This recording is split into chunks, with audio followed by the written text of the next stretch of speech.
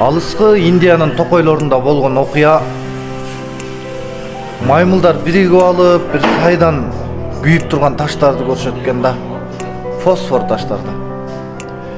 Анан аларды кочтоп алып келип алып, өздөрүнүн уя жагына алып келип алып, жерге таштап, үстүнө отундарды салып, анан үйлөп баштайт экен. Ойлорунда чоктун үстүнө отун таштап күйгүзөбүз десе керек да. Аны болсо бактардын эң үстүндө турган тотугуш карап турат экен дагы. Ал билет экен тотугушчу. Ой, маймылдар, ал күйбөйт. Ал деген таш, ал фосфор деп айтат экен.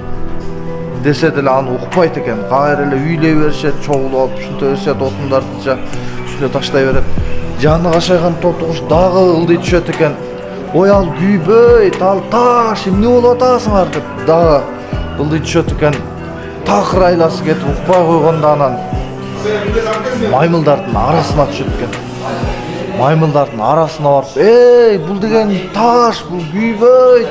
Бул деген фосфор, ушундай жаратылган, пайда чыкпайт" десе, маймылдар тотугушту төбөдөн ары бир коюп өлтүрүп таштайт экен.